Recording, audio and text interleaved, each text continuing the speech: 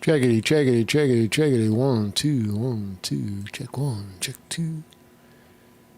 Check 1. Check 2. Kick it, kid. Welcome to the program.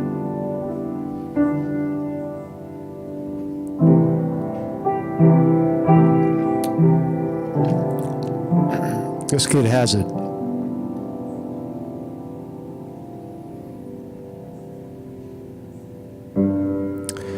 A year and a half old. Not even a year and a half on the earth.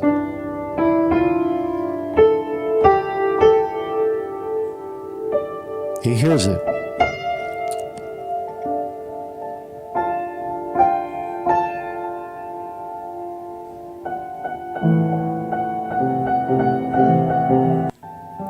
You can tell when a kid has it, you know. You can tell when a kid has. He hears it. He's playing what he hears. Watch again. He's.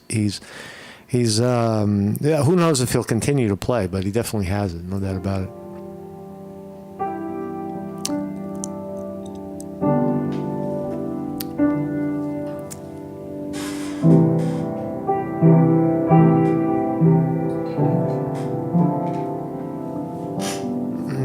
Welcome to the program. How are you, man? How's everybody doing? Right?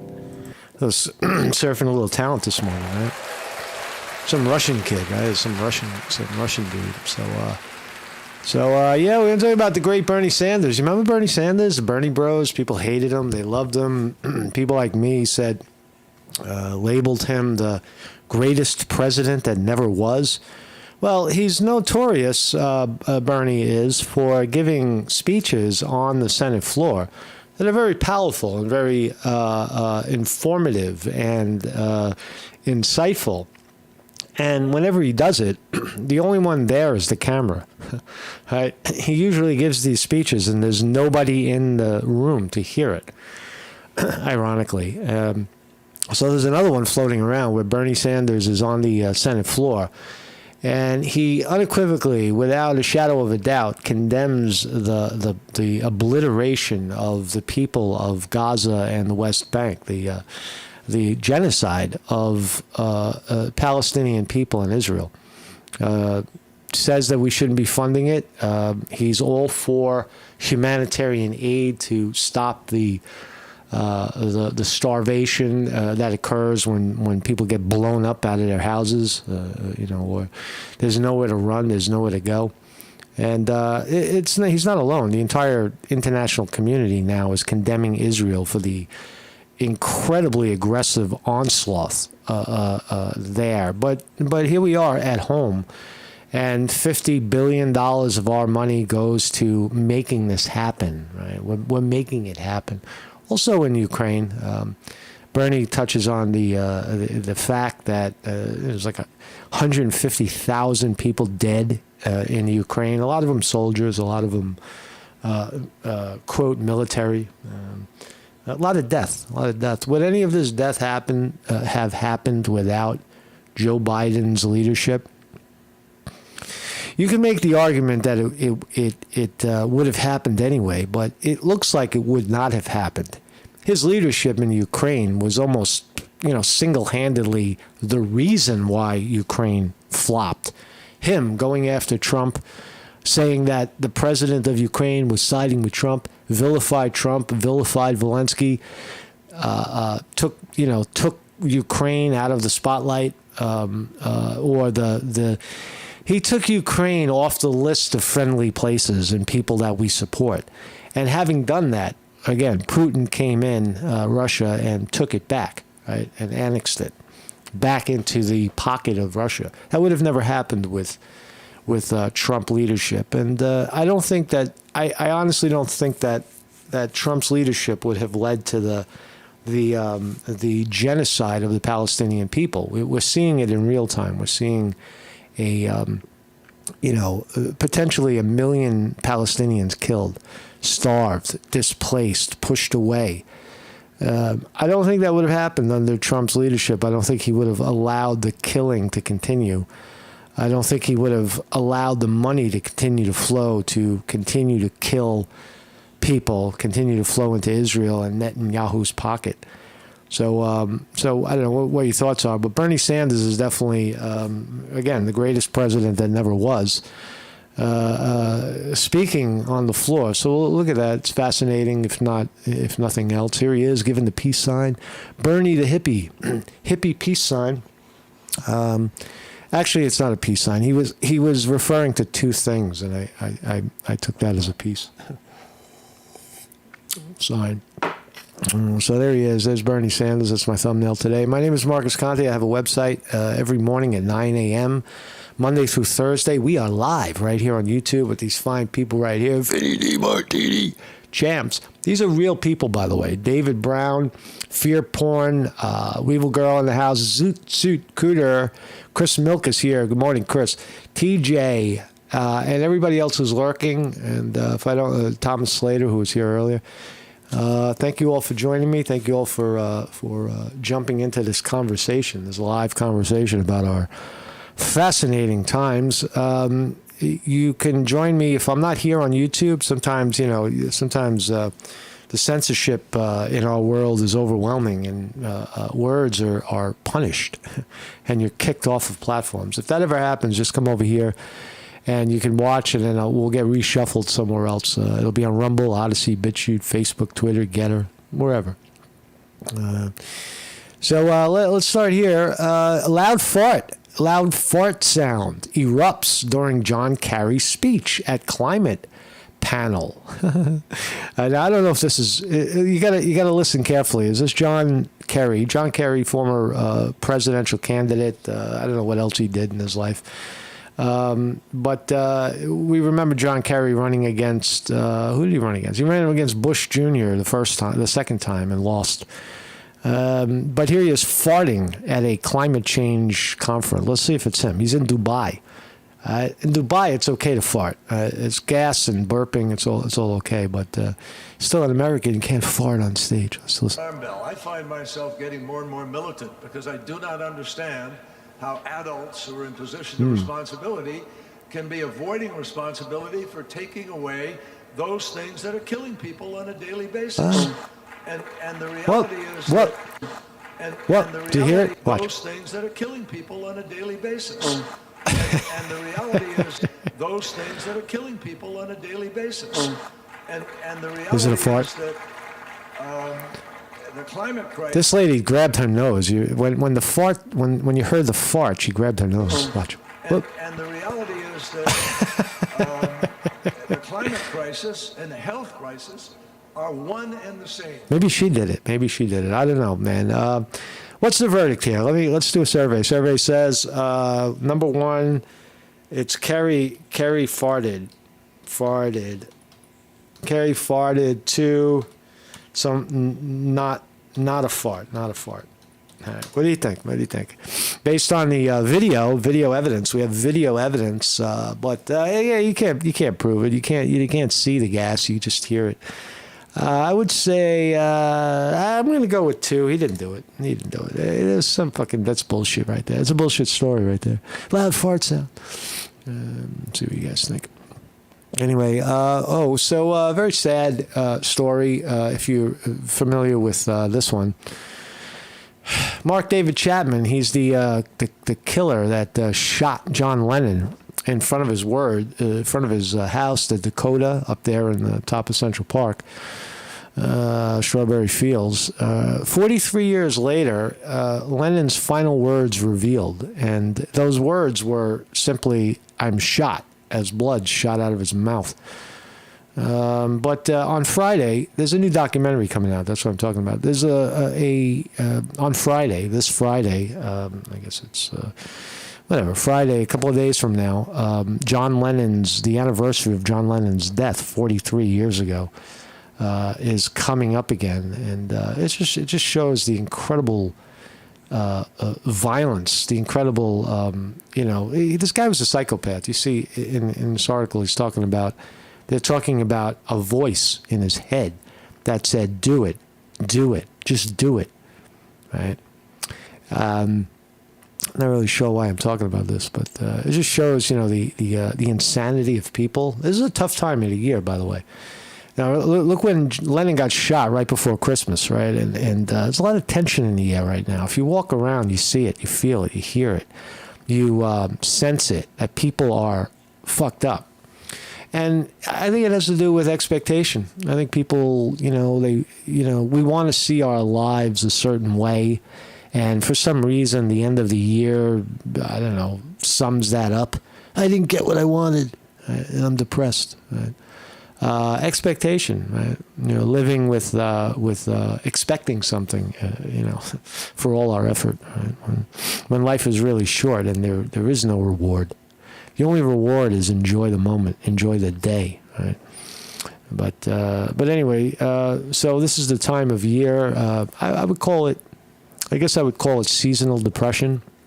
I think a lot of people experience it. I think it's unavoidable. If you're not experiencing it, go hang out with some people and you'll experience it. At least you'll see it. And you'll wonder why people are so fucking angry and pushing and rushing. Seasonal depression, right? It happens. It's human dilemma. Right? But anyway, so the documentary casts new light on how Chapman, 68, who has repeatedly failed in his bid to get parole, he called Lennon a phony. That's why he did it. He called him a phony. And if you remember, Mark David Chapman was notoriously reading the book Catcher in the Rye, and the main character at one point was depicted as a phony. I forgot the guy's name. What was the lead character's name? Holden Caulfield. Remember Holden? The catchphrase of the novel's anti-hero, Holden. Lennon was a phony. Right? That's what he's claiming here. And it's a very sad day. I just shot John Lennon. There he is outside of the Dakota. I've been at Ringside. I've seen this building hundreds of times. It's at 72nd Street, Central Park West. You can see it. You can't get inside the middle. It's built with a courtyard. Right. The center of the building is hollowed out. The center of the structure is empty. That's a better way to say it. And there's like a fountain in the middle of it, and then all the residents are around the courtyard. Right, they're in the courtyard. So you're actually seeing these windows are the backs, right? Back/front, right? Front of the building, back of the entrance of the buildings. There he is, Dakota, and there's a great picture. Why do we shoot our hero? Why do we shoot our hero? There he is, Mark David Chapman. He'll never get out of jail. I don't think. Anyway, I don't know why I'm talking about this guy. I'm talking about it because it hurts when we see unjustified killing, right? Especially of a rock star, right? And that's really what we're talking about. But Lindsey Graham, senator or whatever he is, shrugs it off, says, killing isn't so bad. Killing in wars is not a bad thing at all. Listen to Lindsey Graham talk about the killing in Israel. Not a problem. No problem here. They believe that too many Palestinian civilians have been killed. Do you agree with that? Well, tell us how to do it differently. Yeah. Tell us how to do it differently. We got to kill them. Right? That's the only way. The only way is to kill them. What is too many people dying in World War II after Pearl Harbor? Did the American public worry about how many people were dying to destroy Tokyo and Berlin? I know this is... Nobody worried about bombing Tokyo, and then the United States turned around and bombed Japan twice, Nagasaki and Hiroshima. They left Tokyo standing. Not the same, but it's similar. I mean, after October the 7th, Israel's at total war with Hamas. Just a reminder that... thank you, TYT, for bringing that clip. But listen to Lindsey Graham again. Literally laughed. They believe that too many Palestinian civilians have been killed. Do you agree with that? He left. Well, tell us how to do it differently. How to do it differently. Lindsey, how to do it differently? You got to kill people to get an agenda. This is the state of American mentality. in Washington, this is not a problem. Killing off, people in Gaza is not. It's not a real issue. It's some sort of self-defense there. Right? So let's listen to. We open yet? I don't want to see what the market's doing. It looks like the market is going to open. It's going to open down. Market's going to open down sharply right now. So let's listen to Bernie Sanders for a little bit, and you tell me what you think. The late great Bernie Sanders, still alive, still talking. Here he is. Look at the Senate floor, empty. Not a single participant in the whole Senate floor. Bernie's going to take the stage and speak to an empty floor. Right? At least the tape, at least the video's running. A few words about the... Nobody. Look at this. Nobody. Nobody there for Bernie. Nobody. Except online, we got so far 122,000 views. 122,000 views. Not bad, Bernie, in 14 hours. And how many comments? Plenty of comments. 6,000 thumbs up. It's a fraction of what he should get. There should be millions of people cheering this on. Let's listen to Bernie. $106 billion emergency foreign aid supplemental bill that may soon be coming before us. And I should be clear that there are a number of pieces of that bill that I strongly support. But in its present form, I do not think it serves the interests of the American people. Let me say a few words as to why. Please.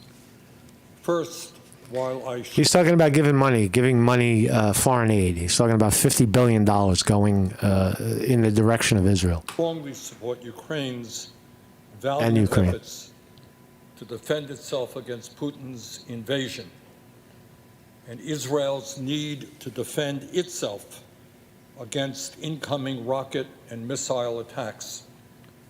I am deeply concerned that this legislation has no investments to address the needs of working families in the United States. That's a good point. Bernie makes the point that all the money is going abroad to support a war against in Israel, and here at home, he's going to spell it out. People are living paycheck to paycheck. The usual Bernie rant, trying to feed the poor. 60% of whom are living paycheck to paycheck. So let us be clear. Yes, there are enormous emergencies abroad, but there are also very serious emergencies in our own country, including the crises we face in childcare, in primary health care, housing, and in other needs. The American people do not want us to continue to ignore these issues. Secondly, at a time when Congress will likely soon pass a $900 billion defense bill, this supplemental bill includes tens of billions that should be covered as part of the base defense budget and handled through normal appropriations. Are you listening to the numbers? Hundreds of billions. They're talking 900 billion in defense. That's up from 750 billion a year or two ago, where they said that was outrageous. Now we're up to $900 billion and extra money just flowing everywhere into the war. Not allocated as emergency spending. We can save tens of billions of dollars in this bill and dedicate that money to some of the horrendous domestic crises that we face. All right. Having said that, now it's going to get good. Now he's going to go into Israel and Ukraine. Thirdly, and maybe most importantly, Madam President, at a time when some 16,000 Palestinians have been killed in the last 2 months, 2/3 of whom are women and children. Wow. And tens of thousands more have been injured. Listen again. Palestinians that we face. Listen to the casualties. Listen. Thirdly, and maybe most importantly, Madam President, at a time when some 16,000 Palestinians have been killed in the last 2 months. 16,000. 2/3 of whom are women and children, and tens of thousands more have been injured. at a time when 1.8 million people, Palestinians, have been displaced from their homes and are struggling every day, have been thrown out of their homes. They don't know where they're going. They are struggling to get food and water and medical supplies and fuel just to survive. Talk about it, Bernie. Talk about it. 1.8 million people, Palestinians, in a place where there's like not even 4 million. More than half. I'd say half. And I want you to think about Are on the what's run. going on with the children, a lot of children in that country. What is going on psychically, them looking up in the sky, is a bomb going to fall? Where am I spending the night? How do I get food? That's what's going on there right now. Madam President, at a time when over 250 people have been killed in the West Bank, I'm not talking about Gaza, I'm talking about the West Bank, since October 7th, and more than 1,000 Palestinians have been driven off of their land in the West Bank.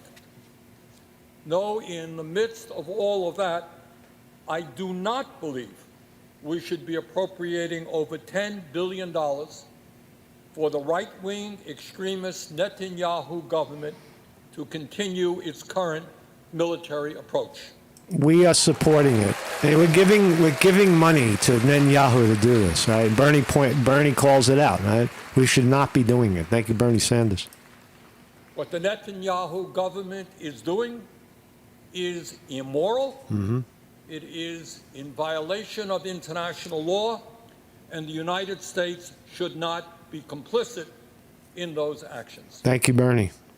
Thank you, Bernie Madam Sanders. President, we are all clear that Hamas, a corrupt terrorist organization, began this war with their barbaric attack against Israel on October 7th.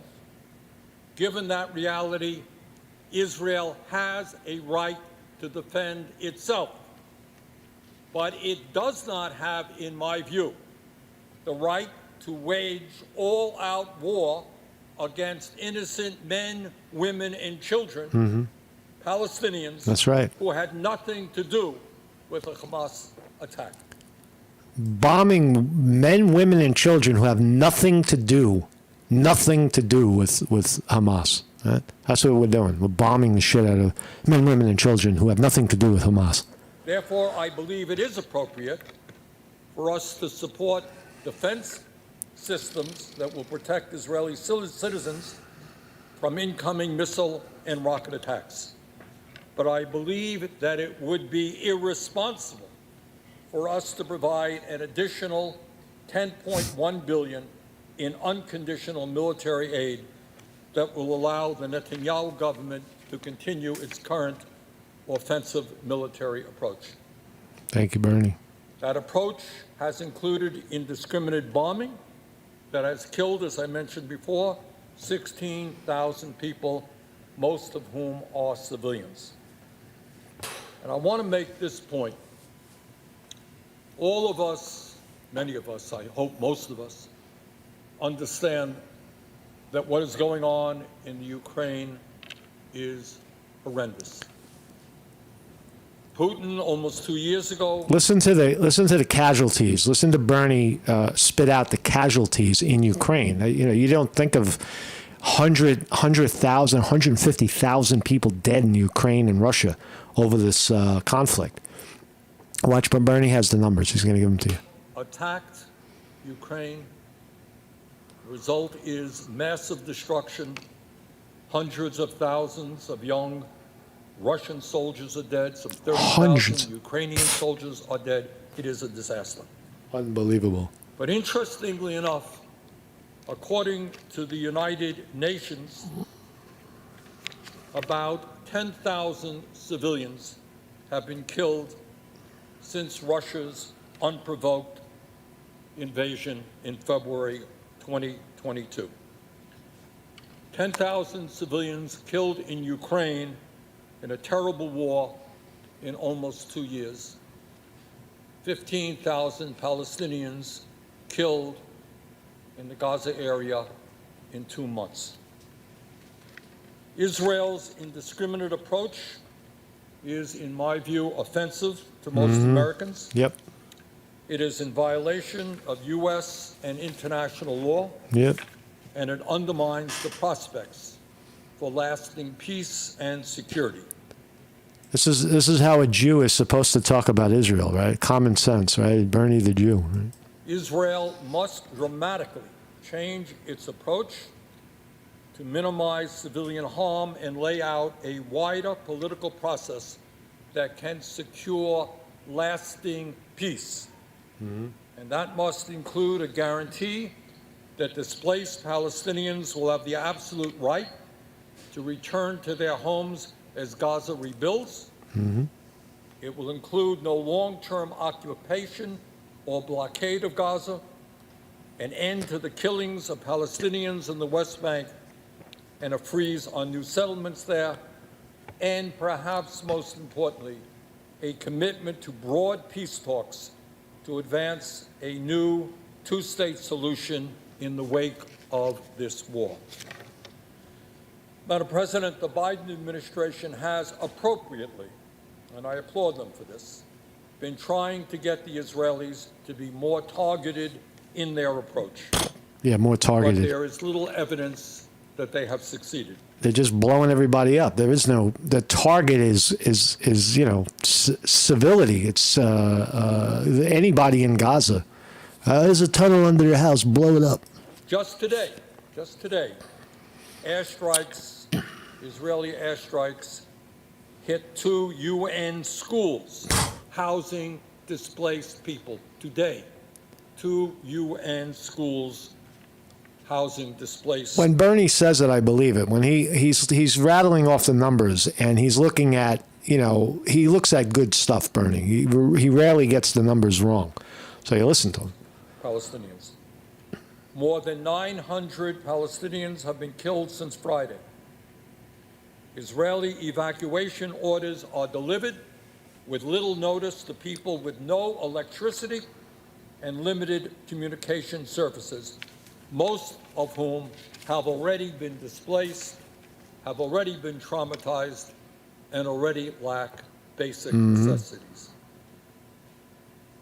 And then, even then, the bombing continues.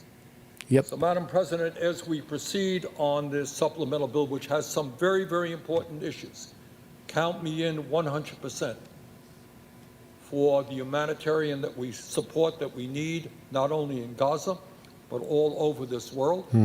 Count me in for that. Yep.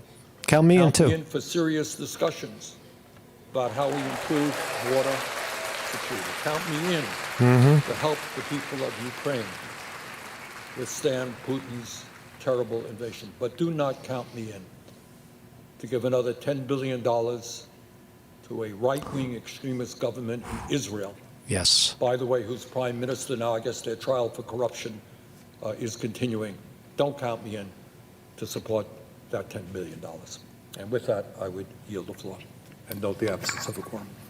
Beautiful, beautiful, beautiful stuff by Bernie Sanders. Holy smokes. I think we're open. We're open. Ding. And where are we? We got one more minute, and the market will open. It looks like we're going to open down rather sharp. NASDAQ futures down 82, a minute to go. Let's just let it click. And looks like the Dow's going to open down 135. S&P 500 down 19 here in the morning. Let's see. Just got to wait it out. So yeah, it's Bernie Sanders coming from out of nowhere. It's just he's speaking truth to nobody. The power isn't there. He's speaking truth to you, right? And we get it, and only a few people will talk about it. I guess. Come on, man. I need the print here. Give it to me. Ugh. Another minute, another 30 seconds.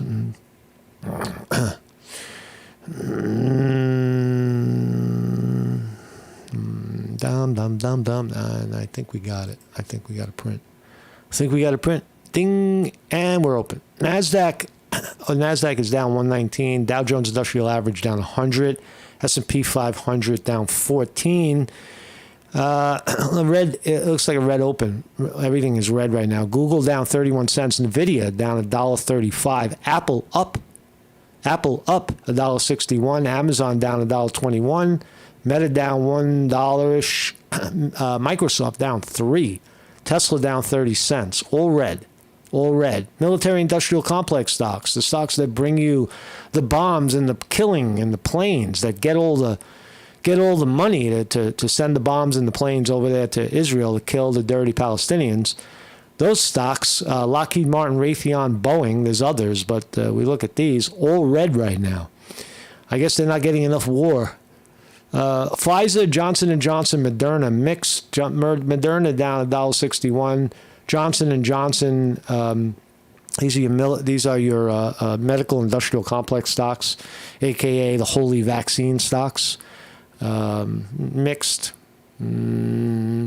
So it does seem there's some selling pressure right now in the markets. It's the year end. It looks like it could sell off a little bit because 2023 was a big year on Wall Street. You got a lot of profit taking, profiteering, and does does 36,000 on the Dow justify the current events of today? I don't know about that. I'm not really sure, but I think that the markets are a little too high right now. So thank you for joining me, Mark Scott reporting here, and thank you for the considerations in the chat, and thank you to the trolls that are here. I see the trolls are here trying to grab my attention. Oh, Marcus, you look so good. I do. I'm fantastic, man. I'm fucking amazing looking. Any reason you're... I'm thirsty. What are your pronouns? Go yourself. Those are your pronouns? No, you have a true social thing. You're a MAGA asshole. Get the fuck out of my face. I don't know why the guys get upset. Why do you do this? Why? Do you do this? Do what? I just wanted to know what your pronouns are, brother. Why do you do this? I'm out here working on Biden for president. Supporting some dude that doesn't give a about you. Biden? No, Trump. Oh no, I'm supporting Biden for president 2024. I endorse Biden for president. Why you get so mad, brother? Because you're an asshole. You're not being inclusive though. It's 2023. You're not respecting my pronouns. You, sir. You are being a troll. You're being very aggressive right now. You're being a troll. Have a great day. God bless you. What are your pronouns? Go yourself. Those are your pronouns? No, you have a true social thing. You're a MAGA asshole. Get the fuck out of my face. I don't know why the guys get upset. Why do you do this? Why do you do this? Do what? I just wanted to know what your pronouns are, brother. Why do you do this? I'm out here working on Biden for president. Supporting some dude that doesn't give a about you. Biden? No, Trump. Oh no, I'm supporting Biden for president 2024. I endorse Biden for president. Why you get so mad, brother? Because you're an asshole. You're not being inclusive though. It's 2023. You're not respecting my pronouns. You,